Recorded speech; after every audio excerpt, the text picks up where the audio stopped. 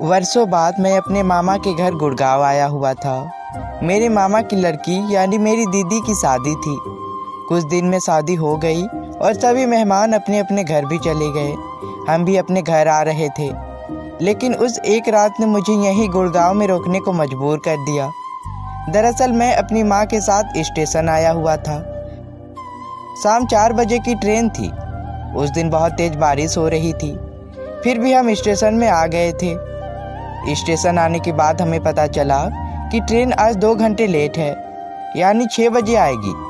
2 घंटा हम वहीं स्टेशन में ही इंतज़ार करने लगे, लेकिन 1 घंटा हुआ ही था कि स्टेशन में अनाउंस हुआ, आप सभी यात्रीगण को सूचित किया जाता है कि खराब मौसम के चलते शाम 6 बजे की ट्रेन आज रद्द हो गई है। वह ट्रेन कल अपने निर्धारित समय से चलेगी। धन्यवाद। यह सुनने के बाद मैंने अपने मामा के लड़के पंकज को कॉल किया और स्टेशन बुला लिया। पंकज भैया मुझसे 10 साल बड़े थे, मैं 20 साल का था। मेरे फ़ोन करते ही तुरंत मेरे भैया अपनी गाड़ी से हमें लेने आ गए थे। तो मेरे भैया बहुत ही गुड लुकिंग, हॉट और सेक्सी, गोरा बदन, हट्टे कट्टे थे। कोई भी देखे तो उसको प्यार हो जाए। उन दिनों मैं यह नहीं जानता था कि मैं एक गे हूँ। मुझे नहीं पता था। मैं तो बस इतना जानता था कि मैं एक लड़का हूँ और मुझे एक लड़की से ही प्यार या शादी करना है। लेकिन मेरे साथ मेरी सोच के सब परे हुआ। उस शाम स्टेशन के घर आने के बाद हमें बहुत ठंड लग रही थी, तो मैं अपनी रजाई लेकर वहीं सबके सामने हॉल के एक सोफे पर लेट गया। पास में मेरी माँ, मामा जी, मामी जी सब बैठे हुए थे और हम चाय पकौड़ी खा रहे थे। पंकज भैया अपने कमरे में कुछ कर रहे थे। मामी जी ने उन्हें बुलाया तो वे भी हॉल में आ गए। ठंड का मौसम था। उन्होंने कहा, बहुत ठंड है, इतनी ठंड में आप यहाँ कैसे बैठे हो? चीकू, मुझे भी रजाई दो। घर के सभी मुझे चीकू कहते थे। मेरे भैया भी मेरे साथ सोफे पर रजाई लेकर बैठ गए और चाय पीने लगे। चाय पीते पीते ही उनके बीच किसी बात पर डिस्कशन शुरू हो गई। बड़ा वाला सोफा था, तो मैं सोफे पर ही रजाई ओढ़कर लेट गया और उनकी बातों को सुनने लगा। पंकज भैया भी मेरे पीछे मेरे साथ ही उसी सोफे पर लेट गए। हमने एक ही रजाई ओढ़ी हुई थी। बातों बातों में मेरे भैया मेरे साथ कुछ करने लगे। वे मेरे पीछे मुझे लिपट कर सोए हुए थे। रजाई के अंदर से वे मुझे प्यार से इधर उधर छू रहे थे। उनके छूने से मुझे बहुत अच्छा लग रहा था, तो मैंने कुछ भी नहीं कहा। उसी बीच उन्होंने मेरे कान में धीरे से कहा, कमरे में चलते हैं। मैं समझ गया था कि हमारे बीच गंदा कुछ होने वाला है। हम दोनों अलग अलग रीजन देकर वहाँ से निकल गए और एक कमरे में आ गए। भैया ने जल्दी से दरवाजे को बंद कर लिया। मैं बेड पर बैठा हुआ था। वे एकदम से आए और मुझे किस करने लगे। उस वक्त उन्होंने मुझे अपने बाहों में ले लिया। मैं पूरी तरह उनके आगोश में आ गया था।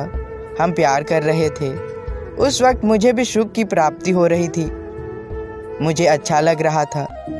कुछ देर के बाद मैं अपने कमरे में आ गया और चुपचाप लेट गया। मैं सोचने लगा, ये जो हमारे बीच हुआ, ये क्या था? क्या इसे ही प्यार कहते हैं? पर मैंने तो एक मर्द के साथ सेक्स किया है। हमारे बीच जो हुआ वह तो एक लड़का और एक लड़की के बीच होता है। मैं इसके बारे में गूगल से पता करने लगा। वहाँ मुझे पता चला कि अगर किसी को लड़के में इंटरेस्ट आता है तो वह एक समलैंगिक या गे है, जो आजकल के लिए आम बात है। और अगर किसी को लड़का और लड़की दोनों में सेम फीलिंग्स आती है तो वह होमोसेक्सुअल है। ऐसी फीलिंग आजकल बहुत लड़कों में दिखाई दे रही है। कुछ तो खुलेआम अपनी फीलिंग्स दूसरों को बता देते हैं और कुछ तो लोग क्या सोचेंगे सोचकर ही डर जाते हैं और अपनी फीलिंग्स को दबाते हैं। पंकज भैया होमोसेक्सुअल थे, जिन्हें लड़के और लड़की दोनों पसंद थे, लेकिन ज़्यादा प्रायोरिटी उन्होंने लड़की को ही दी थी। अगले दिन मैंने देखा वे फ़ोन पर किसी लड़की से बात कर रहे थे। मैंने कुछ नहीं कहा। उस रात के बाद वह अच्छे लगने लगे थे। एक रात ने मेरी पूरी ज़िंदगी ही बदल दी। मेरी सोच पूरी तरह बदल गई। मुझे पंकज से प्यार हो गया था। मेरा बिल्कुल भी गुड़गांव जाने का मन नहीं था। तभी मैंने मेरी माँ को कहा, माँ तुम चली जाओ, कुछ दिन रहकर मैं भी आ जाऊँगा। वैसे भी 12वीं का रिजल्ट आने में और 1 महीना लगेगा, वहाँ क्या करूँगा, कुछ दिन यहीं रुक जाता हूँ। मेरी माँ भी मान गई। उन्होंने कुछ नहीं कहा। उसी रात मैं फिर पंकज भैया के कमरे में गया और हमारे बीच वही हुआ। मुझे तो बहुत अच्छा लग रहा था। ऐसे ही 15 दिन बीत गए। 15 दिनों में 5 दिन हम साथ सोए थे, लेकिन एक दिन भैया ने मेरे साथ अजीब बिहेव किया। उस दिन भैया कहीं गए हुए थे। सुबह के गए हुए रात 10 बजे लौटे थे। वे जब घर आए, उस रात मैं उनके कमरे में गया, लेकिन उस रात हमारे बीच कुछ नहीं हुआ। भैया ने मुझे नोटिस किया, लेकिन मेरी ओर ध्यान ही नहीं दिया। उस दिन मेरे दिल को बहुत ठेस पहुंची। मुझे बहुत बुरा लगा। मुझे लगा पक्का ये अपनी गर्लफ्रेंड से मिलकर आए हैं। मुझे लगा अब ये मेरे साथ वो सब कुछ नहीं करेंगे। इतने दिन अपनी हवस बुझाने के लिए इन्होंने मेरा यूज़ किया। मैं अजीबोगरीब बातें सोच रहा था। अगले ही दिन मैं अपने घर आने लगा। मैं जब आ रहा था उस वक्त भी उन्होंने कुछ नहीं कहा। मैं अपने घर आ गया। मुझे पंकज की बहुत याद आ रही थी, लेकिन मैंने अपने आप को समझा लिया कि वह अब नहीं मिल सकते। तुम्हारे साथ जो भी हुआ उसे भूल जाओ। मैं सारी बातें भूलने लगा था। कुछ दिनों बाद मेरे 12वीं का रिजल्ट आ गया। 12वीं में मेरे बहुत अच्छे मार्क्स आए थे। मैं बहुत खुश था। मेरी परिवार वाले भी बहुत खुश थे। खुशी में मैंने आसपास के सभी लोगों को मिठाई खिलाई।